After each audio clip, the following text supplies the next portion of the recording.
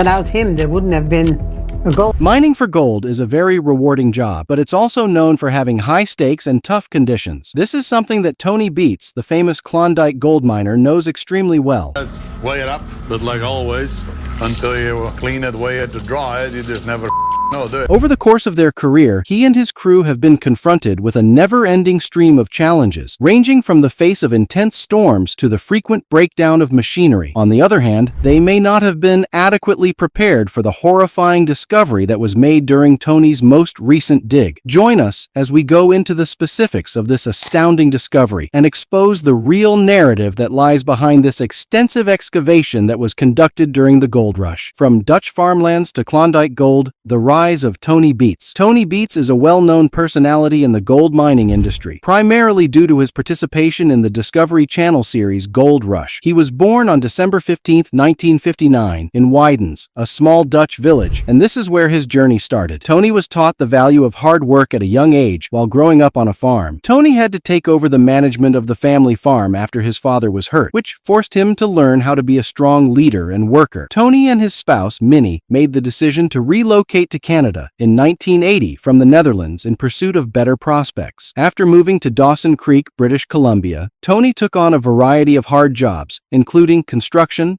oil pipeline work, and dairy farming. Like swinging my way. Let go of the chain, walk around and load. Oh my. Although these jobs were hard, they gave Tony the skills and perseverance he would need in the future. After relocating to the Klondike region of the Yukon in 1984, Tony discovered his true calling. His passion quickly turned to gold mining. Tony flourished in the harsh and unforgiving environment of the Klondike. He put in a lot of work, and eventually he rose to prominence as one of the area's most prosperous miners. After a while, Tony took over Paradise Hill and Tamarack Mine and turned them into extremely successful mining operations.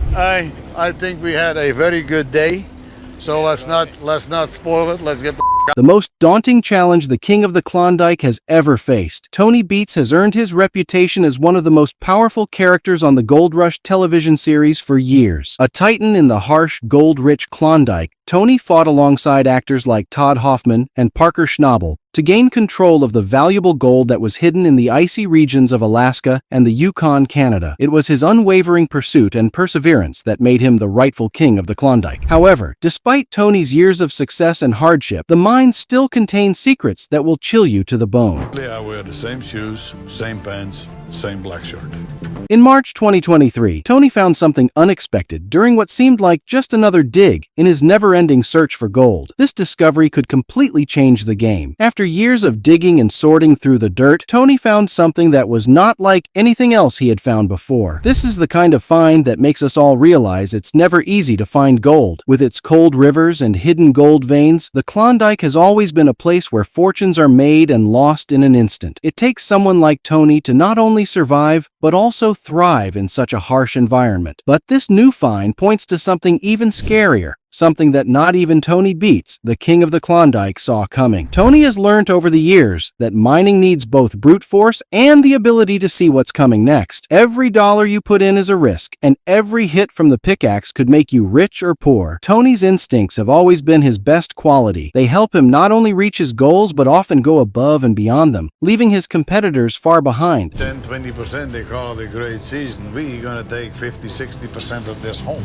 But in the past few years, Tony Beets, who used to be a huge name in gold mining, has had problems that have made it seem like he might not be able to keep his title as king of the Klondike. These problems are more than just problems for a man who built his empire on the harsh, unforgiving land of the Yukon. There are signs that his golden touch may be less strong. All of this began with the digging that took place in March, which seemed dangerous from the start. Every step felt like a battle against the land itself because it was so rough and unpredictable. The team, which was usually sure of itself under Tony's direction, started to wonder if they could reach their season goals. They didn't expect the shocking find that would make even Tony, who has seen everything, stand there in shock. But Tony, being the strong person that he is, refused to give up. Even though the problems were getting worse and rumors were spreading that his time at the top might be coming to an end, he held on to the hope that his land would not betray him. It had been his friend for a long time and brought him gold and wealth like a true friend. He seemed sure of himself, which some people might have seen as arrogance that comes from being in charge for a long time. But people who know Tony well know that he can always make things better when the stakes are high. As the dig went on, it became clear that this was not a normal season. The gold, which used to be very easy to find, looked like it was playing a mean game of hide and seek. With each day that went by, the team's mood got worse and worse. Tony wasn't scared, though. He had a strong feeling that something big was about to happen.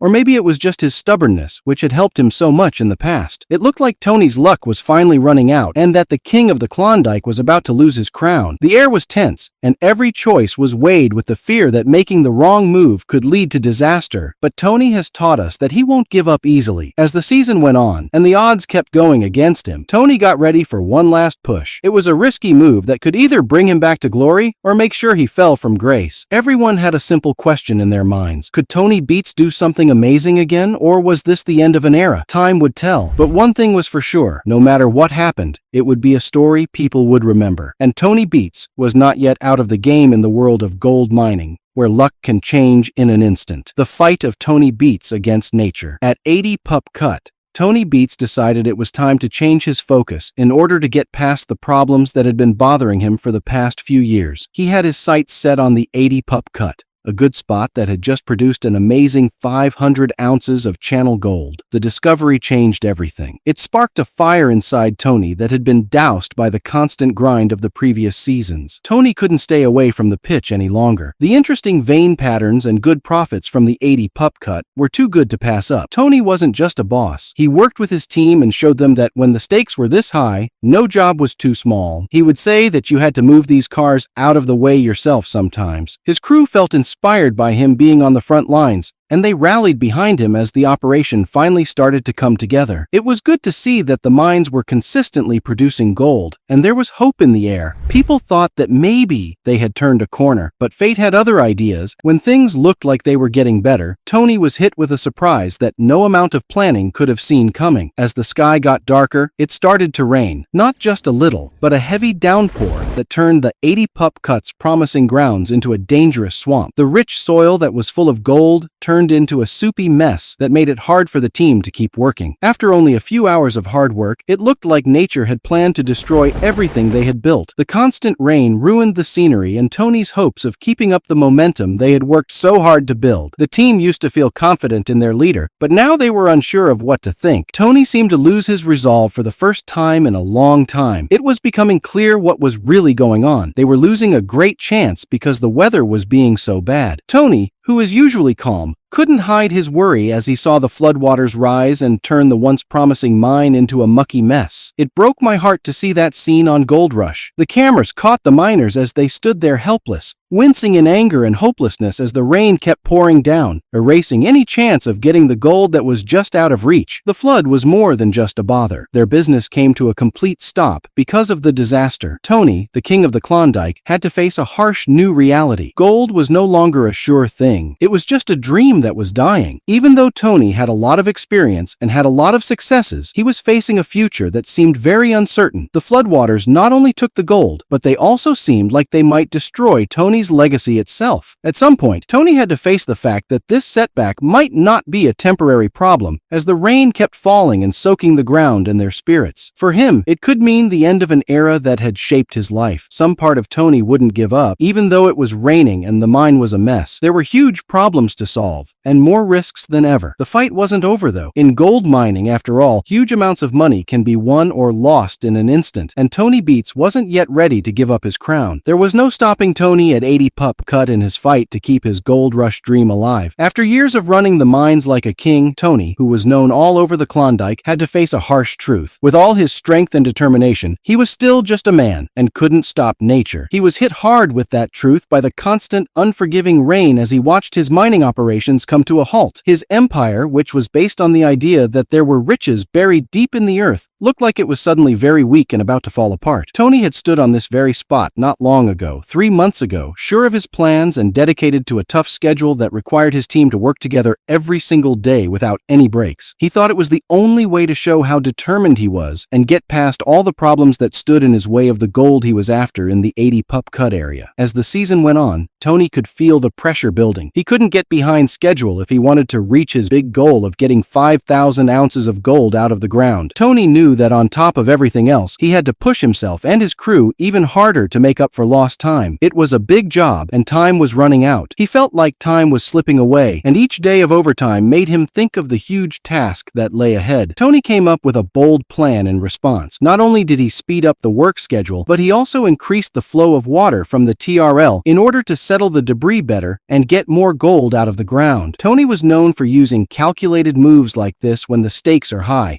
Even though this one was risky because he was so determined, he took full control and took responsibility for the problems that came up out of the blue earlier that year. But no matter how hard he tried, time would literally show the holes in his plans. The settling ponds, which were very important to the operation, were not properly reinforced. There were early warning signs of trouble that bad things were about to happen. Even back then, Tony's gut told him that any extra water that might get into the area was dangerous. His worries were confirmed when he heard on the radio that several dikes had collapsed. This was a terrible turn of events for Tony and his crew. The dikes were very important for controlling the flow of water, especially when it rained. Not only did they protect the tools and infrastructure, but they also kept the miners' lives safe as they worked underground. If you don't take care of your dikes, they could collapse and cause flooding that would put people and machines in danger. Tony had to make a terrible choice.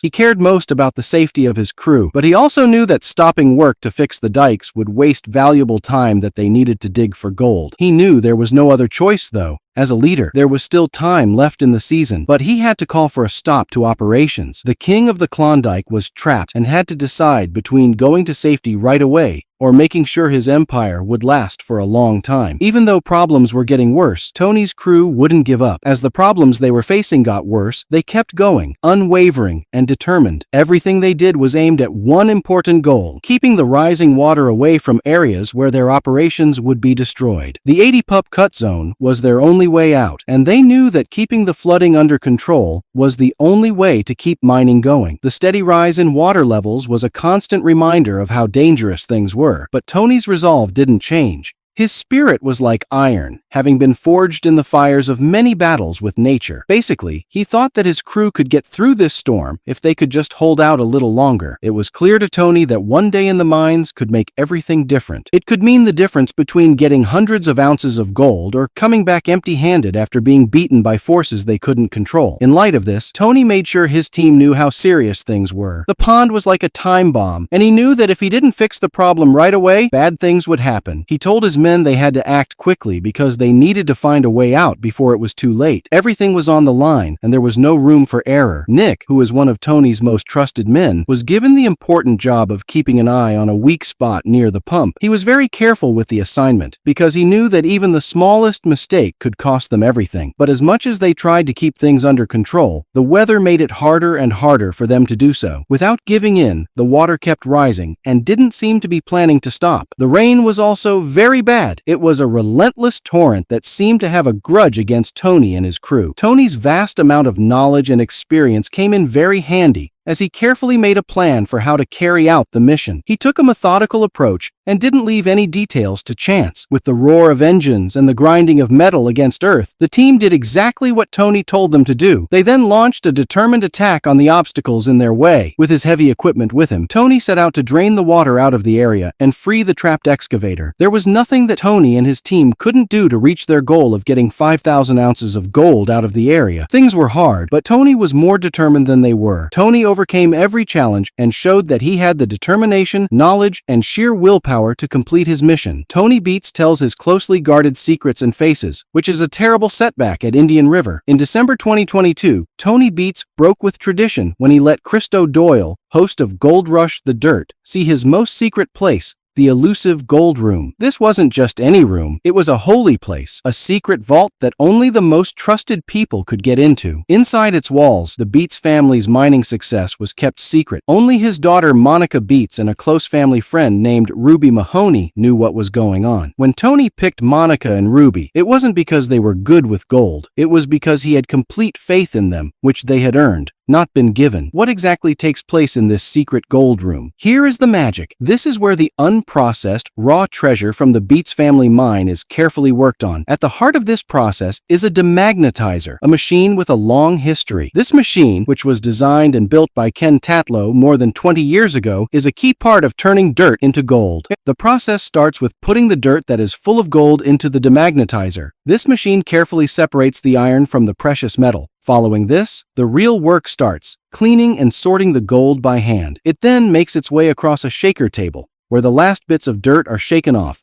leaving only pure gold. Monica Beets talked about the demagnetization process and hinted at how long it might take. Depending on how coarse the gold is and how much of it there is, it might take a while to do this. After the first separation, the gold is carefully sprayed with a power washer and then put into groups using a pan and screen. The last step is to jig the gold on a huge green shaker table. Water and gravity work together to get rid of any dirt and sand that is still there, leaving only the shiny treasure they were looking for. Tony has always kept quiet about these plans, and he has good reason to. He knows how important it is to keep his crew's morale high, while also avoiding any trouble that might happen if they see the raw gold. Tony would rather not draw attention to the big difference between what the miner made and what he got, but Tony also knows the real cost of mining, the big costs that aren't seen because the gold shines so brightly. To make things even more complicated, Tony said that the miners pay for their own gear, dispelling the myth that the show pays for their expenses. In an honest moment from a 2021 Gold Rush Twitter clip, Tony said that they had spent millions of their own dollars on their gear, about $7 million.